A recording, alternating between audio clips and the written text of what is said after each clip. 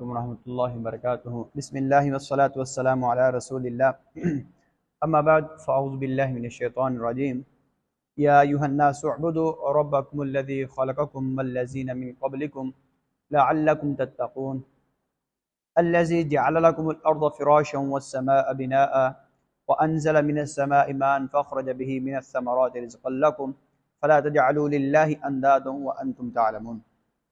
آج ہم سورہ بقرہ کی آیت نمبر 21 اور 22 پڑھیں گے، جس میں اللہ رب العزت حکم دے رہے ہیں یا ایھا الناس، اے لوگو۔ اب پہلی بات یہ مائنڈ میں رکھنی ہے، قرآن پاک میں اللہ تعالیٰ کئی جگہ مقام پر یا ایھا الذین آمنوا کے الفاظ آئے ہیں مختلف قسم کے، لیکن جب یا ایھا الناس کا لفظ ہے، اس سے مراد تمام مسلمان، کافر، جو کچھ بھی جتنے بھی انسان ہیں نا، اس سے مراد تمام انسان ہیں، تمام انسانوں کو مخاطب کر کے فرمایا یا ایھا الناس، اے لوگو، کیا؟ اعبدوا ربکم، اعبدوا تم عبادت کرو، ربکم اپنے رب کی۔ رب کون ہے؟ الذی وہ جو، خالقا جس نے پیدا کیا، کم تمہیں، والذین اور ان کو بھی، من قبلکم جو تم سے پہلے تھے۔ اب اللہ تعالیٰ نے اپنی طرف بلانے کے لیے کیا حکم دیا؟ یا ایھا الناس اعبدوا ربکم، اے لوگو تم اپنے رب کی عبادت کرو۔ اب رب کون ہے؟ ٹھیک ہے، اب ہم سے کوئی سوال غیر مسلم پوچھے رب کا تعارف کیا ہے، ہم اس کو یہ تعارف کروائیں گے کہ میرا اور تمہارا رب وہ ہے جس نے تمہیں بھی پیدا کیا اور تم سے جو پہلے تمہارے آباء و اجداد جتنے بھی لوگ ہیں ان کو بھی پیدا کیا۔ ٹھیک ہے، رب ہے تو کوئی پاور والی چیز کا نام ہے نا، تو اللہ تعالیٰ فرماتے تم نے اس رب کی عبادت کرنی ہے جس نے تمہیں بھی پیدا کیا ہے اور تم سے پہلے لوگوں کو پیدا کیا ہے، اس رب کی عبادت کرنی ہے۔ کیوں؟ لعلکم، تاکہ تم تتقون، ڈرنے والے بن جاؤ، متقی بن جاؤ۔ یہ اللہ تعالیٰ نے عبادت کرنے کا حکم دیا تاکہ تم متقی بن جاؤ، پرہیزگار بن جاؤ۔ آگے مزید اللہ تعالیٰ نے اپنے تعارف کو بڑھاتے ہوئے فرمایا الذی وہ ذات، جعل جس نے بنایا، لکم تمہارے لیے، کیا بنایا؟ الارض زمین کو، فراشا فرش بنایا، بچھونا بنایا، زمین کو تمہارے لیے بچھا دیا ہوا۔ یہ اللہ ہے، یہ ہمارا رب ہے جس نے زمین کو ہمارے لیے کیا کیا ہے؟ بچھا دیا ہوا ہے۔ آگے مزید والسماء، اور آسمان کو بنایا، بناءً چھت۔ ٹھیک ہے، اللہ رب العزت وہ رب ہے کہ ہم کسی کو تعارف کروائیں گے، اللہ کا انٹروڈکشن کروائیں گے تو یہ کہیں گے ہمارا رب وہ ہے جس نے زمین کو ہمارے لیے بچھونا بنا دیا ہوا ہے اور آسمان کو چھت بنایا۔ آسمان ایسا چھت ہے جو محفوظ ہے، اس میں کوئی سوراخ نہیں ہے، وہ بالکل محفوظ ہے، کہیں اس کے نیچے کوئی تھم نہیں ہے، کوئی پیلر وغیرہ کوئی کچھ نہیں ہے، بغیر پیلروں کے وہ کھڑا ہے۔ وہ میرے رب کی طاقت ہے جس نے اس کو ایسے کھڑا کیا۔ آگے رب کا تعارف کیا؟ وہ انزلہ، اس نے نازل کیا، یعنی اس رب نے، یہ تعارف ہو رہا ہے کہ عبادت کرنی ہے تو کس رب کی کرنی ہے، یہ آگے ساری اللہ تعالیٰ کی صفات بیان ہو رہی ہے۔ انزلہ، اس نے نازل کیا، من السماء، آسمانوں سے۔ کیا نازل کیا؟ آسمانوں سے کیا نازل کیا؟ ماءً، پانی، یعنی بارش کو نازل کیا۔ پھر فاخرج، پھر نکالا، بھی، اس کے ذریعے، کس کے ذریعے؟ اس پانی کے ذریعے، یعنی پہلے آسمان سے پانی کو نازل کیا، جب زمین پر وہ پانی برسا پھر اس پانی کے ذریعے نکالا کیا؟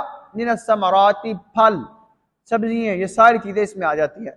رزقاً، بطور رزق، لکم تمہارے لیے، یعنی اللہ تعالیٰ نے آسمان سے بارش کو نازل کیا، اس بارش جو زمین پر برسی، اس زمین میں اس بارش کے ذریعے سے اناج نکلا، غلہ نکلا، پھل فروٹ نکلے جو انسان بھی کھاتے ہیں اور دوسرے جاندار بھی کھاتے ہیں۔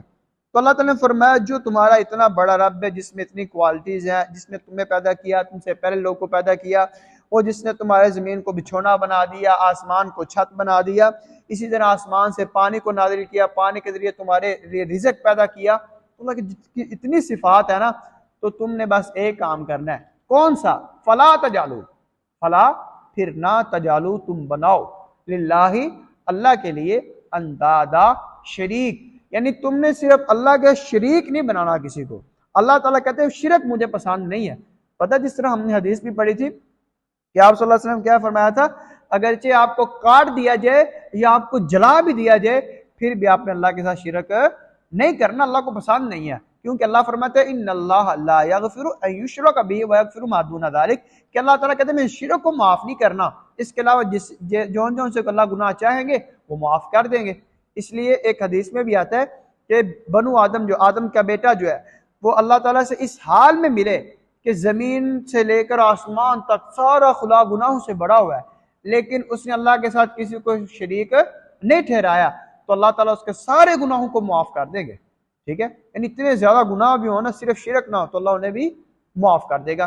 اس لیے شرک آپ نے نہیں کرنا، اور یہاں بھی اللہ تعالیٰ نے فرمایا فَلَا تَجْعَلُوا لِلَّهِ، تم نے اللہ کے لیے شریک نہیں بنانے، وَأَنْتُمْ تَعْلَمُونَ، حالانکہ تم جانتے بھی ہو، یعنی جانتے بھی ہو کہ وہ ذات اکیلی ہی ہے، وہ رب اکیلا ہی ہے، اسی کا آسمان ہے، اسی کی زمین ہے، وہی بارشیں برسانے والا ہے، کوئی بھی بارشیں برسانے والا ہی نہیں ہے۔ اب جس طرح ہمارے قریب ایک یہ میلہ بھی لگا ہوا ہے، اس کے متعلق مشہور کیا ہے کہ ان کے میلے لگنے کی وجہ سے بارش کا نزول ہوتا ہے، بارشیں ہوتی ہیں، یہ ہمارا رجحان بنا ہوا ہے، جبکہ اللہ تعالیٰ کا قرآن پاک کیا کہتا ہے کہ آسمانوں سے بارش کو نازل کرنے والا بھی وہ رب بھی ہے، وہی نازل کرتا ہے۔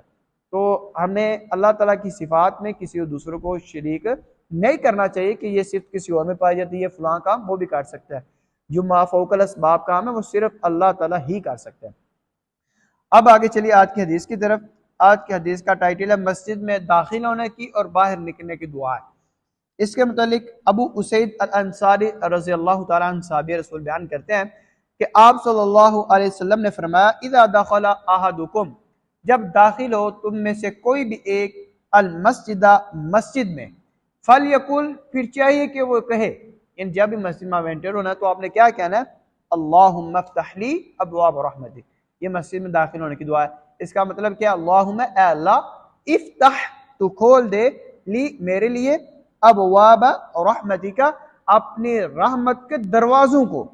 اسی طرح آپ نے فرمایا وَإِذَا خَرَجَ، جب کوئی باہر نکلے، فَلْيَقُلْ، تو اس وقت کہے اللہم، اے اللہ، انی، بے شک میں، اسألک، تجھ سے سوال کرتا ہوں، من فضلک، تیرے فضل کا۔ اللہ تعالیٰ سے دعا ہے اللہ رب العزت ہمیں صحیح معنوں میں قرآن کو سمجھنے کی، اس پر عمل پیرا ہونے کی توفیق عطا فرمائے۔ وما توفیق الا باللہ، علیہ توکلت و الیہ انیب۔